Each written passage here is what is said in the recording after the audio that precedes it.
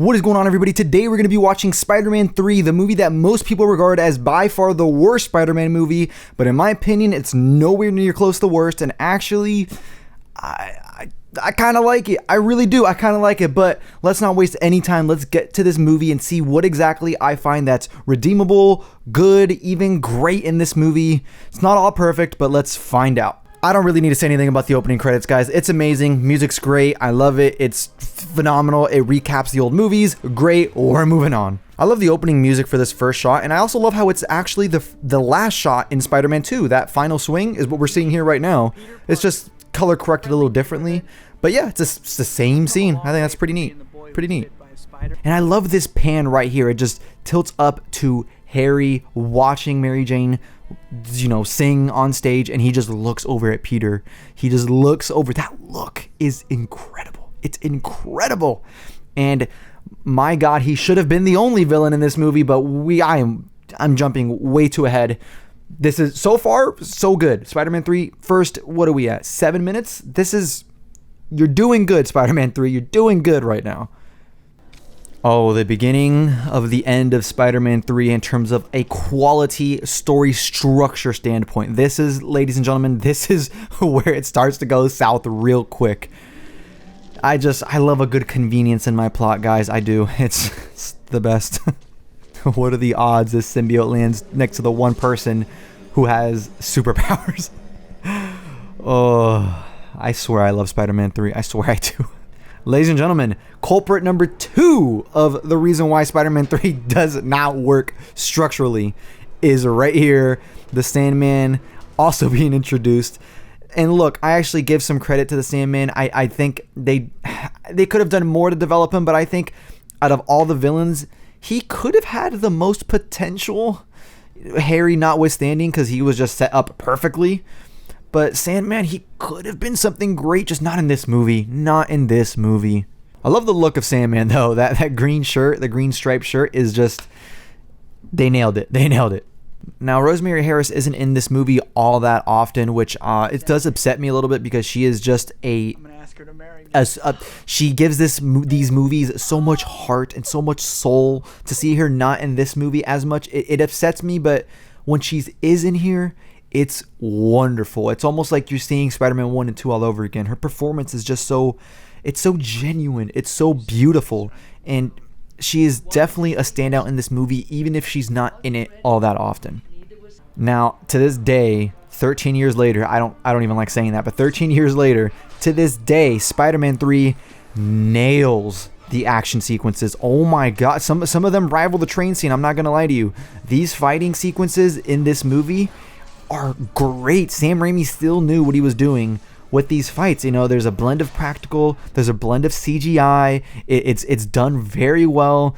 If anything in this movie deserves the utmost praise, it is the action sequences. They still hold up incredibly well. I always like this little bit where he sneaks in the crevice of the wall and they're practically fighting in this small little tiny space.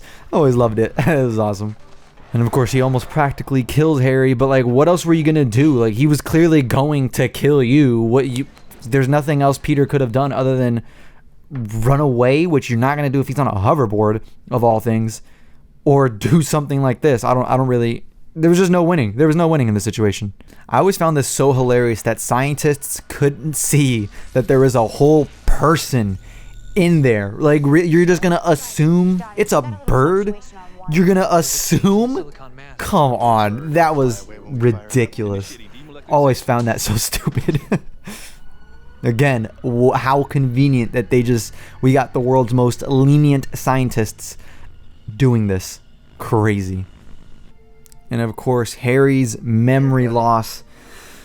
The whole reason why he couldn't be the main villain, this one thing, he loses his memory. Now he doesn't know that he hates Peter for about 40 minutes of the runtime, so we can shove these other villains in the movie so that they can get some screen time, and we can bring Harry in at a later time in the movie. This didn't need to happen. This did not need to happen. This bogs down the pacing horribly. It ruins the structure of the story.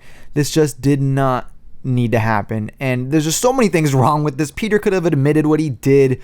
He could have maybe changed Harry's opinion of Spider-Man and Peter Parker whenever he does find out the truth about his father and who actually killed him. But no, let's sweep it under the rug and let's just pretend it never happened and hope we can live a lie forever. It doesn't work. Point blank, this doesn't work. We'll get to why exactly it doesn't work later and all the problems that come along with it. I can't be getting this worked up. We're only 30 minutes in, ladies and gentlemen. We have another hour and 50 minutes. I've got to pace myself. This is definitely one of the most beautiful scenes in this movie, is when the Sandman is becoming the Sandman. He realizes what's happened to him. He's, finding out what his body is even composed of. He's trying to get out of the sand. This is a beautiful scene that still holds up to this day, regardless of what movie it's in, any of that. This scene right here is still wonderful. It's wonderfully done, which proves my point that there are genuine, wonderful moments in Spider-Man 3, and that's what I don't think people give enough credit to, is the great in this movie. I think we focus on the bad, which is very easy to do. I was just doing it a couple minutes ago, but it's very easy to focus on that and to forget things like this. This moment is just wonderful. It's wonderfully done. This screams, Spider-Man 1 and 2. This is great. This is fantastic. And we're going to get a lot more of scenes just like this later on in the movie. And especially this moment when he sees his daughter in his necklace and he gets the power to get up. This is wonderful. Count how many times I've said wonderful. It's got to be more than 5. Bro, no. Number 1 rule, Peter. You don't make problems about yourself when your girlfriend is angry. That is the... Why? Why would you do that when clearly you have your life so much better as Spider-Man? Dude. Talk to him. That was an interesting visual effects shot. I do not remember that looking like such a video game. And the introduction of Gwen Stacy in the Sam Raimi trilogy. Does she do much? No. Did she add something to the story? Not really. Did she kind of ruin the story? A little bit. She didn't need to be here. She just really didn't need to be here, but I guess you're 3 movies deep. You want to introduce as many characters as you can now. Why not include Gwen Stacy? So, yeah, why not? They're both incredibly calm given the situation. His daughter and the girl he's dating is moments from death, thousands of feet in the air, hundreds of feet in the air, whatever. And you're just gonna... They seem weirdly calm. You gotta be panicking just a little bit, man. And again, this moment, just proves what I said before. The action scenes and moments in this movie are so wonderful. They're still so Spider-Man. They feel great. They make you feel energized. And the music, of course, helps 100%. But I attribute that again to Sam Raimi. He just knows how to make an action scene. He knows how to make a moment feel grand. And it's just wonderful. And you're going to hear me say that a lot, because as much as this movie gets a lot wrong, there's a lot of action sequences that we're going to be getting to. So get prepared for me to repeat myself 15 other times, give or take. Yeah. I don't know, man. Topher Grace, I kind of mess with his Eddie Brock. I'm not going to lie to you. It's kind of funny. Should he have been bigger? Yeah. Is the personality kind of not there? Sure. But given what this movie already is... to me, I like it. I won't lie. It's an unpopular opinion, but I like it. Another thing that they got incredibly right in this movie is J. Jonah Jameson. J.K. Simmons is a monster in this role. He kills it. Kills it. Man, there's just so much wrong with this. I already touched on it, but you have the opportunity to tell Harry what actually happened, to just let it all out in a way where he can understand. And you're choosing to play basketball in his mansion of a house. And when he starts to get an idea that he might remember his past when he looks at this painting of his father, you're still not going to say anything? Jeez, man. There's so many character choices in this film that just do not make any sense.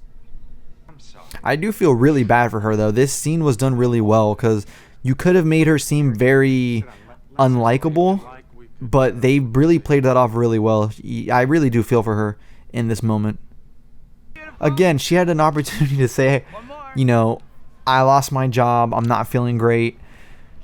And she has plenty of opportunities that aren't just this moment right here, but there's so many things that go wrong in this movie just because people don't talk, just because they don't communicate, and it drives me insane. It drives me insane.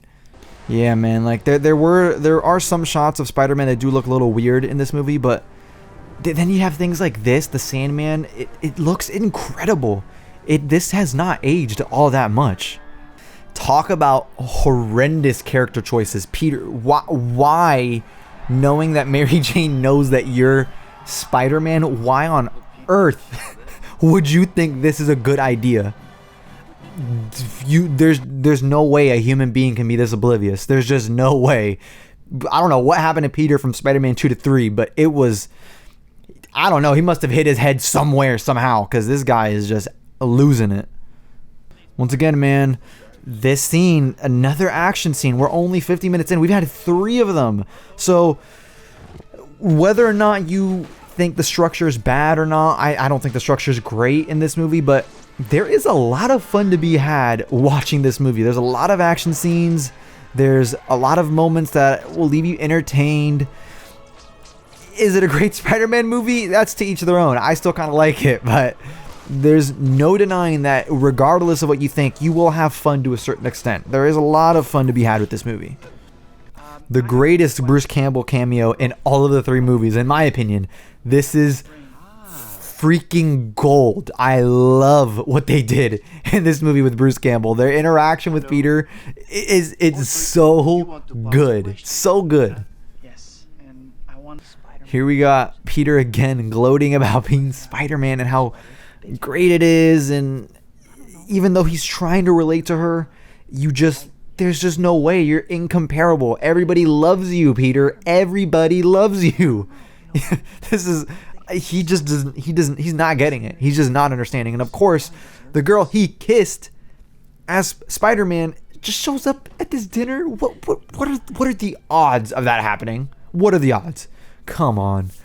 There's just so many things that are just so ridiculous in this screenplay.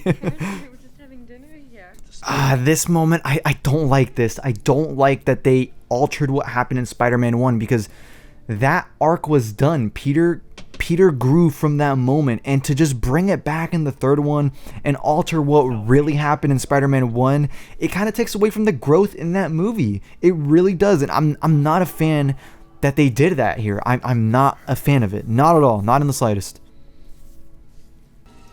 Oh man, here we go. The introduction of the symbiote actually latching onto Peter. Admittedly, this scene is great, and the one that comes after it is just awesome. I love the reveal of the black suit. I think it looks amazing. I know some people don't like that it's just a black version of the Spider-Man suit, but I think this is so cool. I love the way this looks, especially in the night. There's something about a black suit in the night that is just so much cooler. Maybe that's why Batman's always in the night in his movies. It just looks better that way. But yeah, this is awesome. I love the black suit in this movie, even though it did not need to be in this movie whatsoever. Matter of fact, it should have been in this movie, but it is, and it looks awesome. So I'll take what I can get. Talk about somebody else who was very underutilized in these movies. Dr. Connors could have been something so good. He's been developed for 2 movies, minimally, but he's been there. He could have been something so great, and it sucks that we never got to see what he could have been in future installments in this series. Oh man, the swinging sequences and the night with the black suit is so freaking awesome. These hold up. These, ladies and gentlemen, these hold up. They hold up very well. What are we at? Number 4 action scene in this movie, and we're about an hour in. Again, what else have I not said before? Tons of fun. They're choreographed incredibly well. Sam Raimi is a genius when it comes to action scenes and sequences. And you got the black suit now. So that's an added bonus. That is even cooler than it already was. Nothing more I can say. This is awesome. Oh man, this is when Peter starts acting goofy. This is when he starts getting a little goofy. He starts putting his hair over his eye. I don't know. Whose idea was that in this movie? Again, more reason to believe that Aunt May, while we don't know if she knows he's Spider-Man, there's a very strong implication, especially with this moment right here, where she tells Peter that Spider-Man doesn't kill people, you know? And obviously it was not the response Peter wanted. You can see it on his face. But it's just further proof, in my opinion, that Aunt May does know who Peter is. And that's to each their own. You might disagree with me. If you do, let me know why. But I don't know. I'm pretty convinced that she knows Peter is Spider-Man. This whole scene is just... Oh, it is not necessary. No, this didn't need to happen. This did not need to happen. How am I supposed to take Harry seriously once we see him dancing with Mary Jane like this? Everybody's just stupid in this movie. Everybody is just stupid in this movie, man. Oh goodness. I think it is freaking comical that just because he kissed her and now he's angry, his memory comes back at this convenient time in the movie when we're going to be shifting very soon into the third act, when everything should be wrapping up very quickly. How nice that was to happen in this story so conveniently. How incredible. Once again, ladies and gentlemen, yet another fun sequence in this movie. Let's call it 5 now. I've kind of lost track of how many scenes we have that are just pure action, but let's call it 5. And it's awesome. It's pretty cool to see Peter fight without the suit. I mean, it's obviously underneath him, but he's not Spider-Man per se right now. So I thought that was pretty cool to see. And of course, Peter practically almost kills Harry. But I guess it's justified because he's angry. I don't know.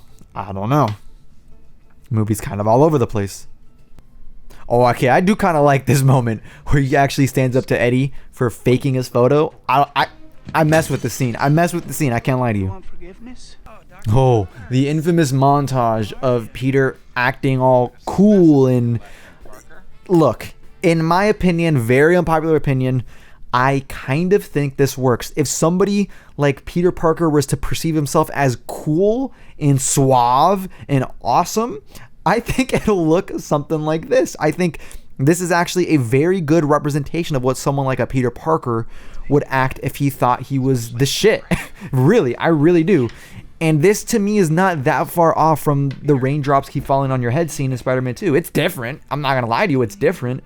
But it's in the same vein. And if we could all love that, other than the fact that they're treating the symbiote like complete trash in this movie, I don't think there's a lot to really hate about this moment. It's a little goofy. I'm not going to lie to you. It's goofy. Did it need to be in this movie? Probably not. But I don't hate it. I really don't hate it. Not nearly as much as people get angry about. The iconic. This is iconic. 13 years later, this is the scene everybody remembers. This is awesome. I love it. Of course, Sandman comes back once again conveniently, and when we're pivoting into the third act, because why else would he come back at this perfect time when all the villains are lining up to one big climactic final battle? Because that's what needed to happen in this movie, I guess. That's what needed to happen. Ooh, yet another infamous scene in this movie. The jazz club scene where he's just dancing, making a fool out of himself practically. Everything I said prior holds true here. Did it need to be here? No, it didn't. Could it have been done differently where it could have worked a lot more? Yes, it could have. But what we got is what we got. And I think, again, it's good fun. I don't hate it. I'm not gonna blame you if you do hate it. I don't hate it. I don't think it's that bad. But you are entitled to believe whatever you want about this scene, because I'm not gonna blame you for it. The scene that really snapped Peter out of it is when he hit Mary Jane, and I'm not gonna lie to you, this still kind of I think the scene's done well when he snaps, because that should be a breaking point. You just hit your own girlfriend that you were planning to marry. That should be a breaking point for you. So, and I just, the silence between them two, there's a lot going on, and as tragic as that scene is, I think it's done pretty well. And of course, this scene where Peter tries to rip off the black suit, and obviously he does, but I will always remember this scene. I remember this scene just kind of hit me for some reason back in the day, and I think it's still really well done. And of course, the moment where it latches onto Eddie Brock, I think the scene still looks really cool, especially this part where he screams at the camera. Amazing. I love it. I love it. Again, Aunt May's third and final appearance in this movie. First of all, not enough appearances in this movie, but again, she's wonderful. She is just wonderful. She brings so much love into this movie, and she should have been in it more. She should have been in it more. Again, this is pretty stupid. He just runs into another spider thing, human creature thing, and he's just cool with it. Whatever. It doesn't make sense, but I always kind of liked that they team up. I do. And it's always cool to see Venom on screen, even though this is what we got. It's not great, but I mess with it. And I think this Venom is still far better than the Venom we got with Tom Hardy. You can fight me all you want on that, ladies and gentlemen, but we'll get to that one day. We will get to that one day. I love this moment. I still love this moment when he opens up the suit, the original red and blue suit, and he holds it up with that music in the background. Wonderful. This still brings back Spider-Man 1 and 2 vibes. Definitely this moment does. I get what Peter was trying to do. He needs help, but like, dude, you just almost killed your best friend, nearly killed him. You left him scarred for life, and you want his help. You really think he's gonna help you? Come on. And I also think it's so stupid that Bernard just comes and just reveals everything at the moment that we need Harry for the final battle, for it to be climactic and dramatic. Where were you, Bernard, this entire time when you could have stopped him from even being angry at Peter? I don't get it. I don't get it. I don't get it. I swear I don't hate this movie as much as I'm making it out to be, but there's just so many things that irritate me about this movie. There are a couple things.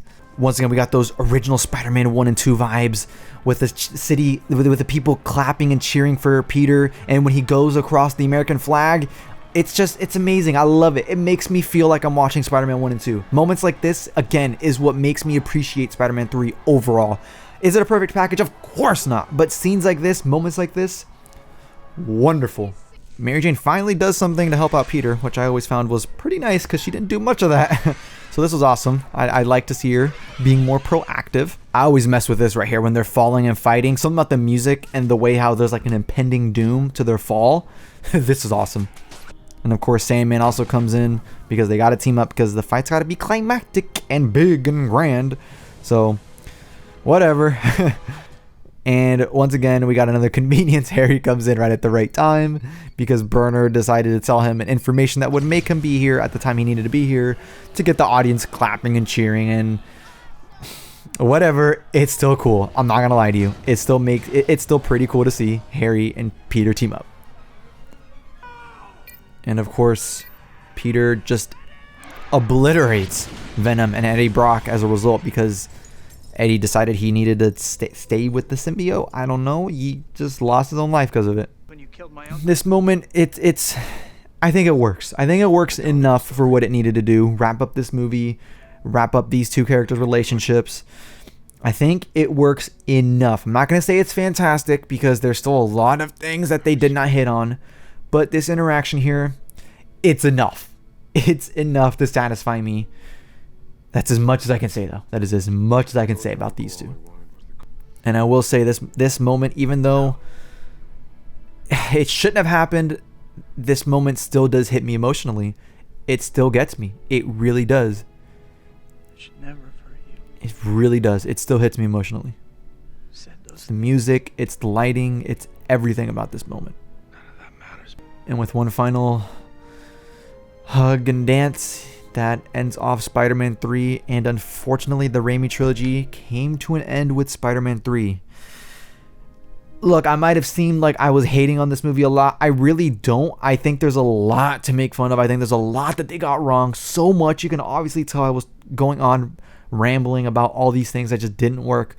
But at the end of the day, this movie to me is still more fun than awful. Yes, there are so many things that they got wrong. So many things. But the moments that lift up this movie are those Sam Raimi Spider-Man 1 and 2 moments that you get. Him going across the American flag, the swinging sequences, him saving people. Those moments, the action scenes included, those moments are what give this movie a pass for me. That's what gives this movie a reason to hold up to Spider-Man 1 and 2. easily the worst of the three. That's not even a question. It's the worst of the three. But in my opinion, this trilogy as a whole is still one of the greatest trilogies of all time. In my opinion, it might be my favorite. I think it is my favorite. It might be tied with another trilogy that we'll be watching soon. But I still think this movie still gets a thumbs up for me. There's a lot wrong. If you could not tell, I've been rambling for way too long as is. But again, I think this movie does more right than wrong. And ladies and gentlemen, I want to know what you all think, because I know we're all going to be thinking different things about Spider-Man 3. There's no way we're all going to agree with this. Do you like this movie? Do you like Spider-Man 3? Are you like me where you give it a pass? You think it doesn't hold up as well as 1 and 2, but it deserves its place with those movies. I think it does. Do you agree with me, or do you think this movie was a disaster? It should have never happened, and this was just one of the worst superhero movies of all time?